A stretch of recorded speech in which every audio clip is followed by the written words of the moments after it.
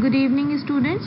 This is the first lecture of International Banking MCOM Applied second semester, जिसमें कि अब हम लोग यूनिट 3 से स्टार्ट करेंगे और यूनिट 4 तक के सारे टॉपिक्स को कवर करेंगे. So our first topic is the European Central Bank. First of all, हम लोग को ये जानना ज़रूरी है, what do you mean by central bank? Central bank is the monetary authority, or you can say that central bank is the apex monetary authority. Apex का मतलब क्या होता है? One and only. तो यहाँ पे क्या बोला जा रहा है? हर कंट्री का एक अपना सेंट्रल बैंक होता है. That is one and only the monetary authority available in the country. Country में वही एकमात्र मॉनेटरी अथॉरिटी होती है जो कि रिस्पॉन्सिबल होती है to control the financial and banking system of the country. यानी कि मॉनेटरी से रिलेटेड, फाइनेंशियल मैटर से रिलेटेड, बैंकिंग मैटर से रिलेटेड एकमात्र वो पर्टिकुलर हाईएस्ट जिसको ऑर्डर या हाईएस्ट पोजीशन जिसको ग्रांट होती है, वो particular institution that is responsible for the controlling and the maintenance of the financial system of the country, उसको हम लोग सेंट्रल बैंक बोलते हैं. जैसे कि इंडिया में सबको पता है reserve bank of India is our central bank. क्यों? क्योंकि रिजर्व बैंक ऑफ इंडिया ही रिस्पॉन्सिबल है for the perfect monetary allocation या perfect monetary system of the country. तो अब हम लोग यहाँ पे आते हैं यूरोपियन सेंट्रल बैंक में. वर्ड आपको समझ में आ रहा होगा. यूरोपियन का मतलब जो वो particular central bank that is related to Europe और यूरोपियन यूनियन, यहाँ पे इसकी बात करी जा रही है. बहुत छोटी छोटी चीज़ें भी जानना यहाँ पे बहुत ज़रूरी है. Like European union. European union mainly क्या है? एक पॉलिटिकल एंड इकोनॉमिक यूनियन है जिसमें कि 27 मेंबर स्टेट्स अवेलेबल हैं that comes under the continent of Europe. पहले ये आप लोग को सबको जानना बहुत ज़रूरी है. नेक्स्ट, अब देखो इसमें क्या चीज़ है. The European central bank is one of the main institution, मतलब one of the 7 institution of the European union. जो 7 इम्पॉर्टेंट इंस्टीट्यूशन है यूरोपियन यूनियन के, उनमें से एक मोस्ट इम्पॉर्टेंट या कह सकते हो बहुत इम्पॉर्टेंट एक पर्टिकुलर इंस्टीट्यूशन है that is called as European central bank. अगर यहाँ पे कंफ्यूजन है तो मैं ये आपको बता सकती हूँ कि आपके 7 इंस्टीट्यूशंस कौन कौन से हैं जो यूरोपियन यूनियन के हैं. First is the European parliament, next is European council, next is council of European union, next is the European commission, next the court of justice of the European union, next the European central bank and the last is the court of auditors. तो यहाँ पे अब समझ में आ गया होगा first line का मतलब कि यूरोपियन सेंट्रल बैंक जो है वो इन 7 इंस्टीट्यूट में से एक मेन इंस्टीट्यूशन है. Next line is the central bank for the entire eurozone, यानी कि जो पूरे यूरोजोन का एकमात्र सेंट्रल बैंक है यूरोपियन सेंट्रल बैंक, जिसको हम लोग ECB शॉर्ट फॉर्म में बोलेंगे, बट शॉर्ट फॉर्म में हम लोग एग्जाम में लिखेंगे नहीं.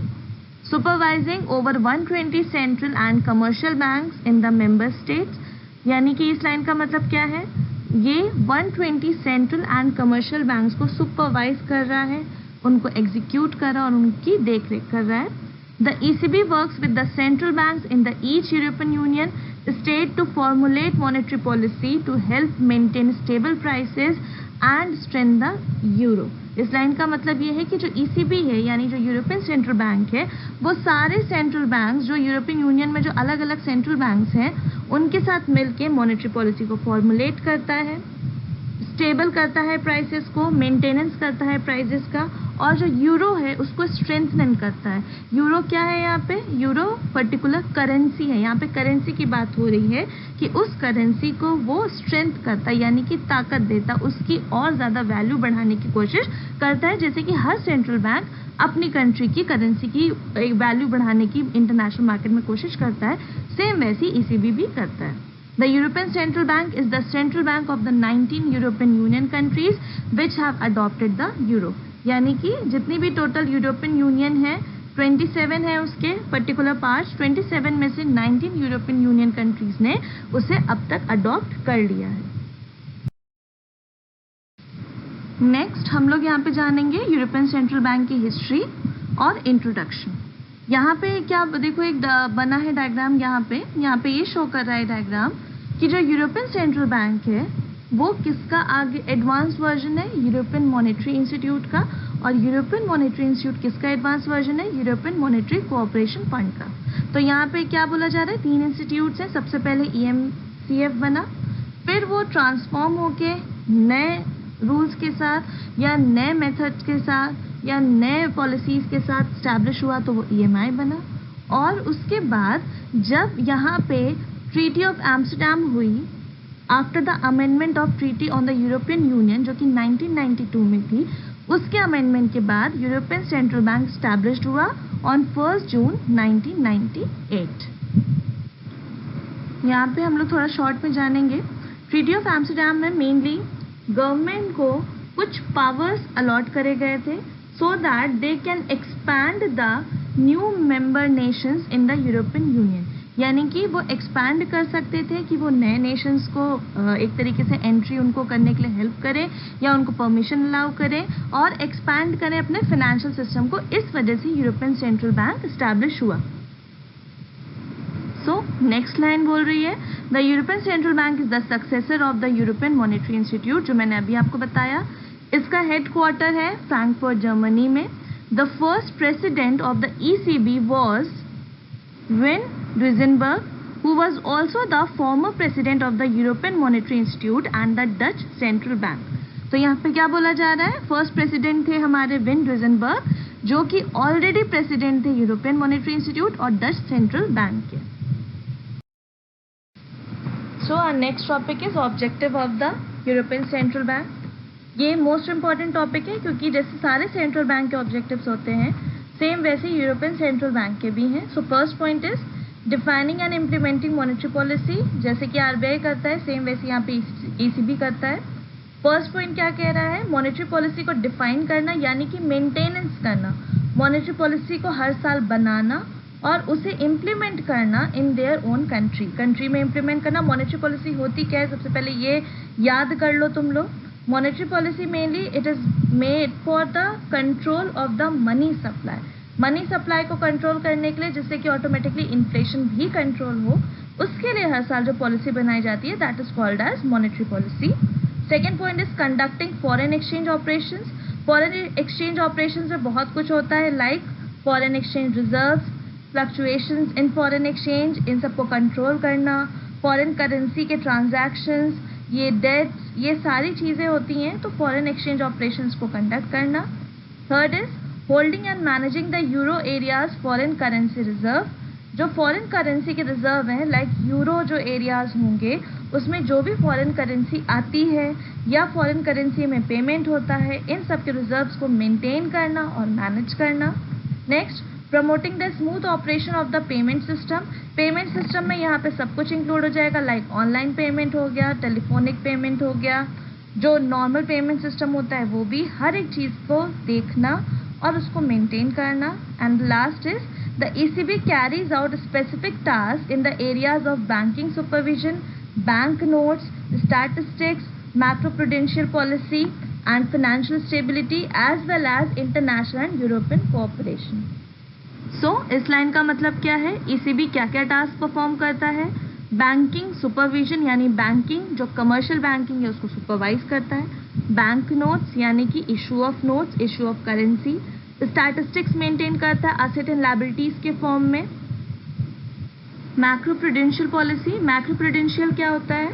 वो पर्टिकुलर रूल्स, रेगुलेशंस या कंडीशंस जो कि बैंक्स और फाइनेंशियल ऑर्गेनाइजेशन फॉलो करते हैं सो दैट जितना भी फाइनेंशियल सिस्टम है वो रिस्क से बचा रहे, यानी जो भी जोखिम आना है, जो भी रिस्क आना है, उससे बचने के लिए सेंट्रल बैंक को ये सारी चीज़ें भी अडॉप्ट करनी पड़ती है सो दैट फाइनेंशियल सिस्टम अच्छे से काम कर सके, उसका प्रोटेक्शन हो सके। एंड द फाइनेंशियल स्टेबिलिटी, या यहाँ पे लाइन बिल्कुल साफ, मतलब बहुत ईजी इसका मतलब है कि फाइनेंशियल सिस्टम में स्टेबिलिटी लाना, बहुत ज़्यादा फ्लक्चुएशंस ना आए, ये सारी चीज़ें भी किसके लिए रिस्पॉन्सिबल होती हैं? मतलब इन सब की रिस्पॉन्सिबिलिटी भी किसके पास होती है? सेंट्रल बैंक के पास। As well as the international and European cooperation, यानी कि यहाँ पे क्या बोला जा रहा है? इंटरनेशनल और यूरोपियन कोऑपरेशन को भी central bank, European central bank को ध्यान में रख के उसको भी अच्छे से मेंटेन करना पड़ता है। So our next topic is function of the European central Bank. ढेर सारे फंक्शंस हैं जो कि बहुत इंपॉर्टेंट है. First point is the primary function of the European central Bank is to maintain price stability and safeguard the value of the euro. The Governing Council defined price stability as inflation of under but close to 2.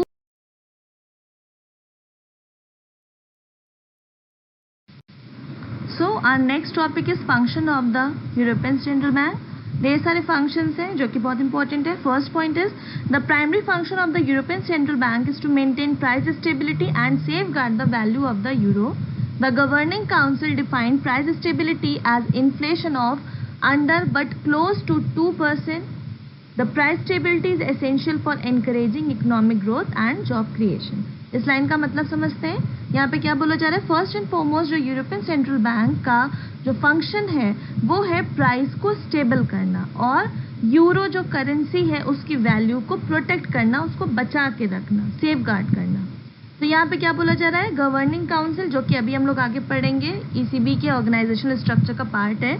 यानी governing council ने define करा है price stability का मतलब है कि अगर वो इन्फ्लेशन को 2% या 2% के अंडर रखता है तब हमारी कंट्री में प्राइस को स्टेबल माना जाएगा, यानी कि सही माना जाएगा, बहुत ज़्यादा फ्लक्चुएशन नहीं हो रहे हैं. और यही प्राइस स्टेबिलिटी किस लिए इंपॉर्टेंट है? क्योंकि इकोनॉमिक ग्रोथ को बढ़ाती है. क्योंकि देखो 2% जो इन्फ्लेशन होता है वो माइल्ड कंडीशन में होता है और ऐसा इन्फ्लेशन इकोनॉमी को हेल्प करता है आगे बिजनेस को एक्सपैंड करने में, बढ़ाने में.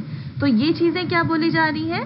वो एक तरीके से इकोनॉमिक ग्रोथ को बढ़ाता है और एम्प्लॉयमेंट अपॉर्चुनिटीज़ को इंक्रीज करता है. Next is the ECB has a monopoly on the issuing of bank notes in the euro area.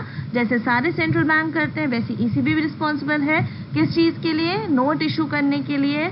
जो इशू होते हैं या फिर प्रिंटिंग होती है करेंसी की, उसके लिए रिस्पॉन्सिबल है.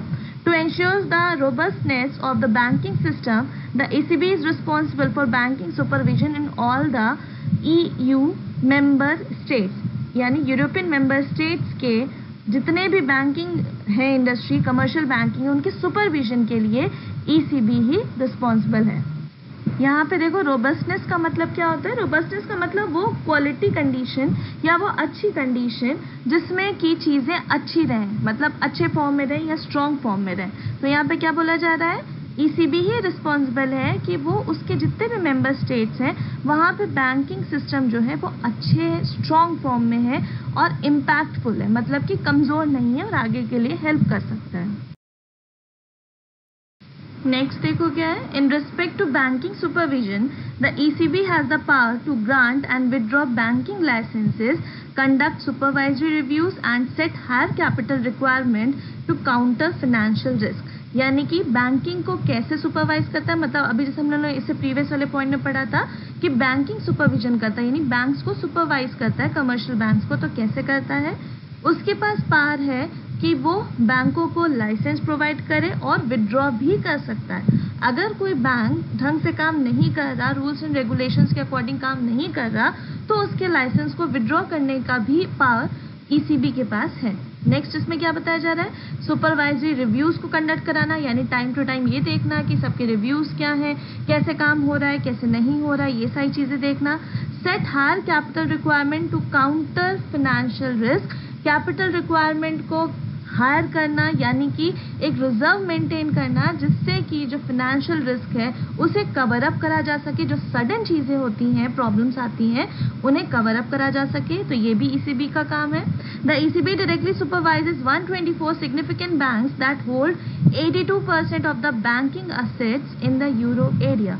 यानी कि ECB ही डायरेक्टली सुपरवाइज करता है 124 बैंक्स को जिनका 82% वो बैंकिंग असेट्स को होल्ड करते हैं यूरो एरिया में, यानी इनको भी सुपरवाइज ECB करता है. Next point is conducting foreign exchange operations, promoting the proper functioning and safety of payment systems and managing the euro zone's foreign currency reserve. थोड़ा सिमिलर है, जो हम लोग पहले पढ़ चुके हैं, वही सेम चीज़ है.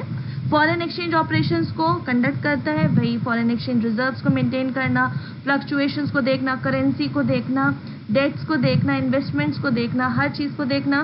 Promoting the proper functioning and safety of payment system. Payment system है, चाहे वो मतलब ऑनलाइन है, चेक के थ्रू है, ड्राफ्ट के थ्रू है, किसी भी फॉर्म में है पेमेंट सिस्टम, उनको प्रॉपर फंक्शन करना, उनको सेफ्टी प्रोवाइड करना, मेंटेनेंस करना उनका.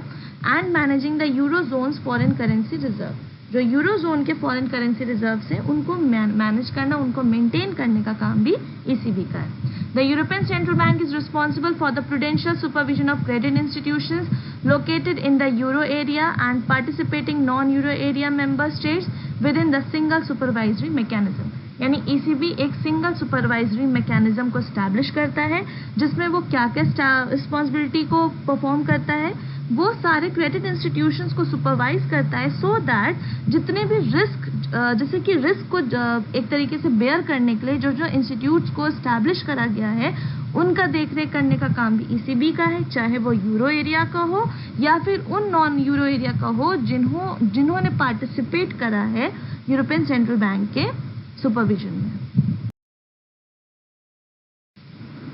अब हम लोग आएंगे नेक्स्ट इसी के पार्ट में, जिसमें कि हम लोग को पढ़ना है organisational structure of the ECB, European central bank के ऑर्गेनाइजेशनल स्ट्रक्चर को। इसके 4 पार्ट्स होते हैं। First is the governing council, second is the executive board, third is the general council and fourth is the supervisory board.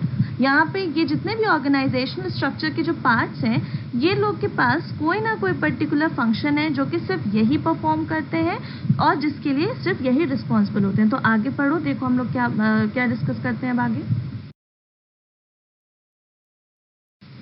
सबसे पहला है the governing council. The governing council comprises 6 members of the executive board and governors of the national central banks of the euro area member states। सबसे पहले ये जानना जरूरी है कि गवर्निंग काउंसिल में 6 मेंबर्स होते हैं जो कि एग्जीक्यूटिव बोर्ड्स के होते हैं और गवर्नर्स होते हैं सेंट्रल बैंक्स के जो कि बाकी यूरो एरिया मेंबर स्टेट्स के हैं। ये ध्यान रखना, यानी जिनका सेंट्रल बैंक ECB नहीं है उनके जो सेंट्रल बैंक्स हैं उनके भी जो मतलब एक तरीके से गवर्नर्स होंगे वो यहाँ के मेंबर होंगे, इसके पार्ट होंगे। The primary function of this body is the formulation of monetary policy for the euro area. यही वो पर्टिकुलर काउंसिल है या यही वो पर्टिकुलर बॉडी है जो कि रिस्पॉन्सिबल होती है मॉनेटरी पॉलिसी को बनाने में। In this regard, they make decision on the monetary objectives, interest rates, and the supply of reserves in the euro system। यहाँ पे यही रिस्पॉन्सिबल होती है कि इन्हें डिसाइड करना होता है कि मॉनेटरी ऑब्जेक्टिव्स क्या होंगे, इंटरेस्ट रेट्स क्या होंगे, सप्लाई ऑफ रिजर्व क्या होगा, यानी कि जो भी हम लोग मॉनेटरी पॉलिसी में पढ़ते हैं ओपन मार्केट ऑपरेशन का क्या होगा, CRR क्या होगा, SLR क्या होगा, ये सारी चीज़ें और यूरो सिस्टम में कैसे सारी चीज़ें फिट होंगी, ये सब कुछ गवर्निंग काउंसिल डिसाइड करती है। Every 6 weeks, the president and the vice president of the ECB must chair a press conference। हर 6 हफ्ते में एक प्रेस कॉन्फ्रेंस होना बहुत कंपलसरी है जिसमें वो क्या एक्सप्लेन करेंगे कि मॉनेटरी पॉलिसी के डिसीजंस क्या लिए गए हैं, मॉनेटरी पॉलिसी के रिगार्डिंग क्या क्या चीज़ें सोची गई हैं। The governing council also makes necessary decisions that ensure the performance of the functions of the ECB and the euro system। Governing council ये डिसीजन भी लेती है कि कैसे ECB को क्या क्या परफॉर्मेंस देनी है, क्या क्या फंक्शंस परफॉर्म करने हैं और यूरो सिस्टम कैसे चलेगा या यूरो सिस्टम को भी क्या काम करना है, ये सब कुछ गवर्निंग काउंसिल में ही डिसाइड होता है। Next is the executive board.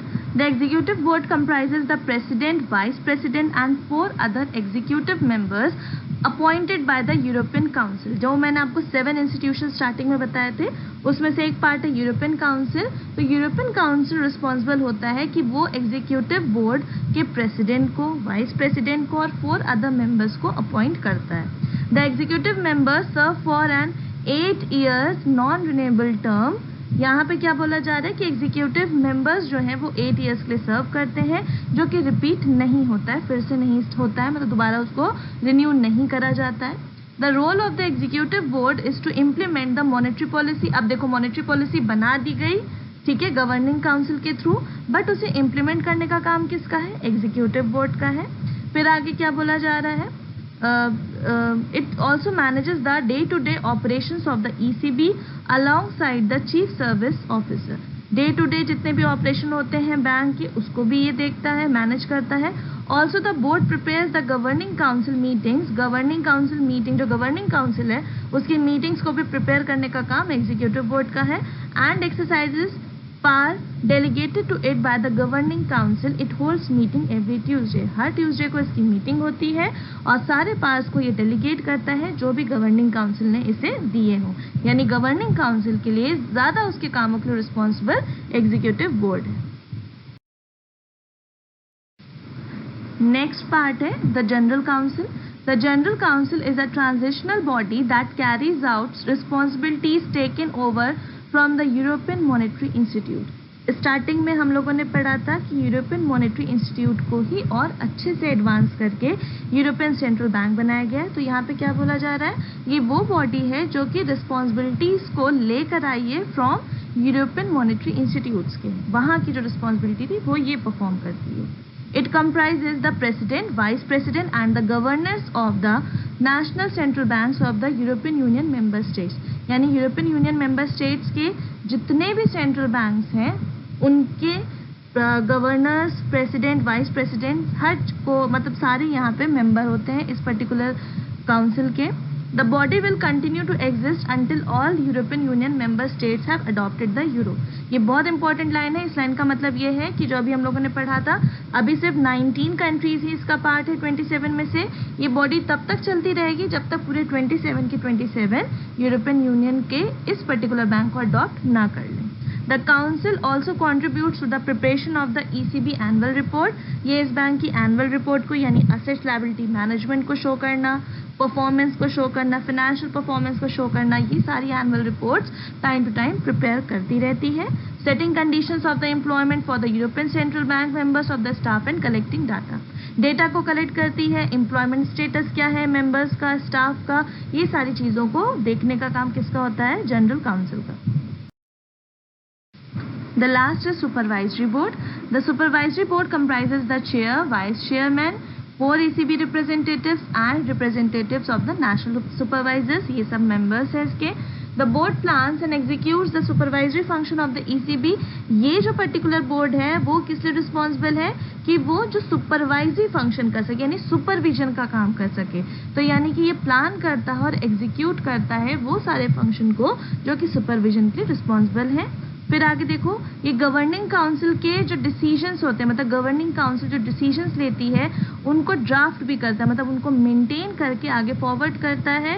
और कैसे फॉरवर्ड करता है, हर एक जो प्रोसीजर फॉलो होता है भाई एक टॉप लेवल से लो लेवल तक जाता है, तो इसमें ये देखता है कि सबको कोई ऑब्जेक्शन ना हो, ये सारी चीज़ों को पार करता हुआ ये डिसीजंस को ड्राफ्ट करता है यानी कि आगे उसको फॉरवर्ड करवाता है। There is a steering committee that supports the board's activities.